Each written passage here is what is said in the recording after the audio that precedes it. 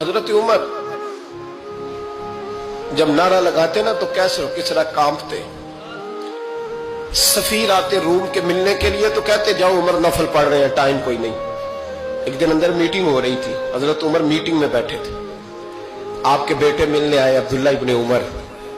अब्बा जी अंदर आ जाओ, फरमाया दरवाजे पे खड़ा हो, मैं जरूरी बात कर रहा हूं, अंदर ना आना।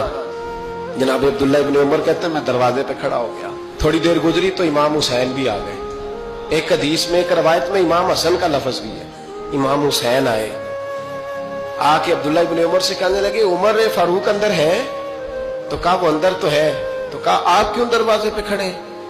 कहने लगे अब्बा जी ने कहा है यहाँ इंतजार करो, मैं कोई जरूरी बात कर रहा हूँ। लेकिन शहजादे मेरे लिए कहा है, मेरे लिए, आप जाना चाहे तो चले जाए। इमाम हुसैन कहने लगे अमीरुल मोमिनीन कोई बात कर रहे होंगे, मैं जोहर के वक्त मस्जिद में मिल लूंगा, जोहर का टाइम आएगा ना तो मैं मस्जिद में मिल लूंगा।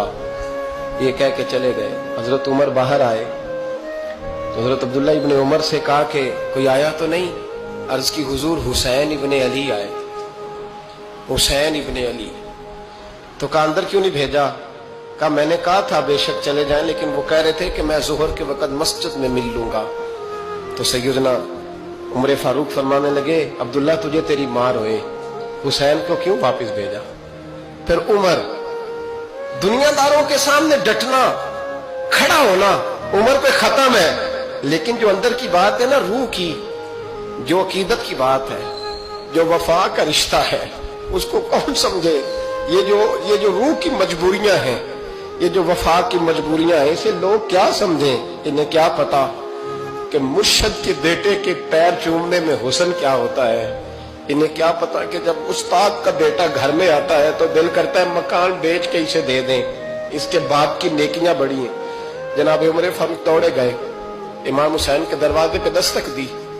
इमाम हुसैन बाहर रखा, शहजादे यार मिलने आए थे, बगैर मिले क्यों आ गए? अर्ज की कि आप मसरूफ थे, आपके अपने बेटे भी दरवाजे पे खड़े थे, तो मैं वापस आ गया। इमाम हुसैन कहते उमर जज्बात में आ गए, सर से पगड़ी गिर गई।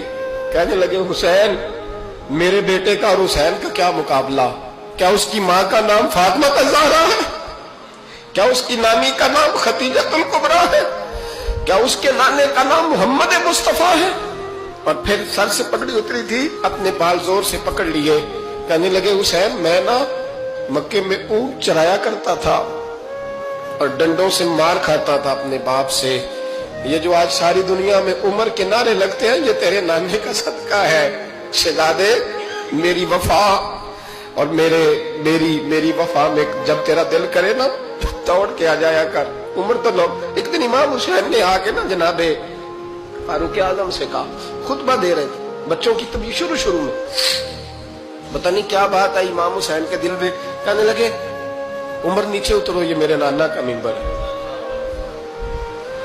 तो हजरत सैयदना उमर सुनो, कभी मेरा भी बच्चा आ जाए तो मैं कहता हूं इसको पकड़ो यार, बच्चों को तो नहीं ना जुम्मों में मतलब जिक्र किया जाता, उतरना मेरे नाने का मिंबर है। जनाब उमर उतर के नीचे खड़े हो गए। तो कहा जाके अपने नाने के मिंबर पे बैठ। तो हजरत उमर रो पड़े, कहने लगे शहजादे मेरे नाने का मिंबर ही कोई नहीं है ही नहीं, ये मिंबर ये मुसल्ले ये तेरे नाने की शान है, मेरे नाने का कोई मिंबर नहीं, तेरे ही नाने का मिंबर है। थोड़ी देर खड़े रहे तो इमाम हुसैन कहने लगे अच्छा कोई नहीं आपके नाने का मिंबर का नहीं? का चलो फिर मेरे नाने के मिंबर पे बैठ जाओ, चलो खैर है, कोई नहीं आपके नाने का? क्या नहीं? तो कहा कोई नहीं फिर मेरे नाने के। जब हजरत उमर बैठे तो बड़ा शानदार जुमला का फरमाने लगे मैं मिंबर पर मर्जी से नहीं बैठा था, मुझे अबू बकर ने बिठाया था, और फिर हुसैन के कहने पे मैं उतरा हूं, अब मुझे हुसैन ने बिठाया है। अब किसी की जुर्रत है तो उमर को उतार के दिखाए, अब मैं हुसैन का तेरी नस्ल पाक में। यार कितनी बेशर्मी की बात है, लोग इमाम हुसैन को बागी कहे।